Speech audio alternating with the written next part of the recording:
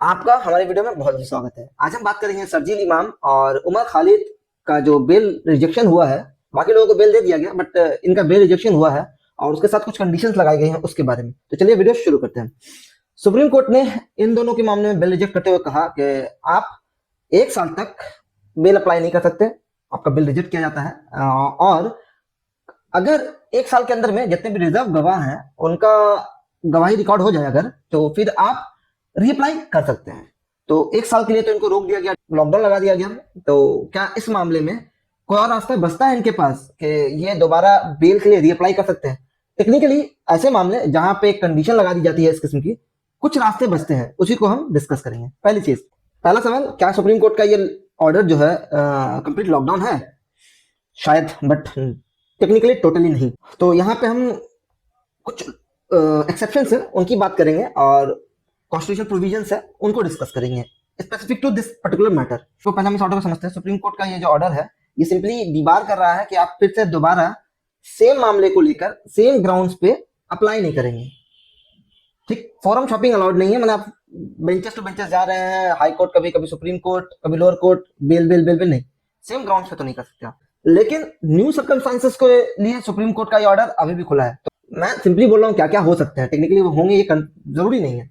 3-4 circumstances changes आ सकते हैं। पहला, ट्रायल आगे नहीं बढ़ रहा है इस केस में, टेक्निकली ट्रायल शुरू ही नहीं है इस केस में, टेक्निकली ट्रायल शुरू ही नहीं हुआ है। आगे बढ़ने की बात सेकेंडरी है, ट्रायल अभी तक स्टार्ट ही नहीं किया गया है। अक्यूज को लॉन्ग इनकार्सरेशन में रखा गया हो तो भी बेल के लिए आप दोबारा जा सकते हैं। या फिर प्रोसिक्यूशन के इंपॉर्टेंट विटनेसेस जो थे, रिजर्व विटनेसेस जो है, उनका सारों को का जो गवाही है वो रिकॉर्ड हो गया, उनका बयान रिकॉर्ड हो गया। या फिर को अक्यूज जो है उसको अगर बेल मिल जाए, इन दोनों में से किसी एक को भी अगर बेल मिल जाए तो दूसरे को मिल सकती है, लेकिन दोनों ही 1 साल तक अप्लाई करने के लिए दीवार है।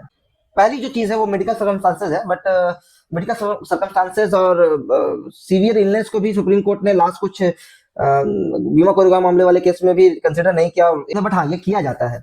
लेकिन यहाँ जो सबसे इंपॉर्टेंट है वो आर्टिकल 21 है, right to speedy trial. Article 21 ये बहुत इंपॉर्टेंट है। में आर्टिकल 21 के अंदर स्पीडी ट्रायल और फेयर ट्रायल को एक इंपॉर्टेंट राइट के तौर पर देखा जाता है, और इस मामले में ट्रायल स्टार्ट ही नहीं है, स्पीडी तो दूसरी बात है। ये ग्राउंड हो सकता है कि भाई ट्रायल स्टार्ट नहीं होगा और 10 साल तक नहीं होगा, तो क्या 10 साल तक आप बेल नहीं देंगे और सिर्फ ये रीजन बताएंगे कि भाई विटनेसेस एग्जामिन नहीं हुए हैं, या फिर विटनेसेस की गवाही चेंज की जा सकती है टेक्निकली। क्योंकि बहुत सारे मामलों में कोर्ट सिंपली कहता है bail denial pre trial punishment के तौर पे नहीं होना चाहिए। बेल को बार बार डिनाई कर रहे हैं ट्रायल से पहले, और प्री ट्रायल पनिशमेंट के तौर पे उसको जेल में रखना। Pre trial punishment bail denial के थ्रू नहीं होना चाहिए।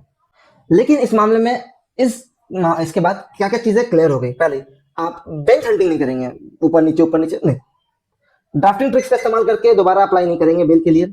हाई कोर्ट नहीं जाएंगे सुप्रीम कोर्ट के बाद, माने ये ऊपर नीचे खेल बंद।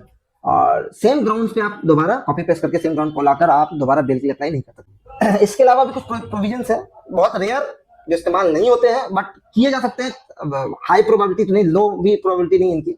जिनमें से एक है रिव्यू पिटीशन। उसी सेम बेंच को रिव्यू के लिए चले जाए आप कि भाई अपनी जजमेंट को देखिए, उसमें कुछ कमियां थी या कुछ मामले थे, कुछ चीजें रह गई, तो सेम बेंच, वही 2 जजेस की बेंचेस के सामने आप जाएंगे और रिव्यू करवाएंगे उनके जजमेंट को, बट इसके चांसेस बहुत रेयर है, ये सक्सेस रेट नहीं है इसमें। दूसरा, या फिर आखिरी में क्यूरेटिव पिटीशन डालेंगे, ये बहुत ज्यादा रेयर है, मैंने रेयरेस्ट ऑफ द रेयर, और इसके एक्सेप्टेंस होने के या फिर इसके सक्सेसफुल होने के चांसेस उससे ज्यादा रेयर है। बट हाँ, क्यूरेटिव पिटीशन भी एक रास्ता जरूर है। कंक्लूजन इस मामले में बिल्कुल सिंपल है। सुप्रीम कोर्ट अगर बोले 1 साल बेल अप्लाई नहीं कर मत करो या नहीं कर सकते आप, तो इसके मतलब ये नहीं कि आप सही में नहीं कर सकते, और इस मामले में कॉन्स्टिट्यूशन साइलेंट नहीं रहेगा।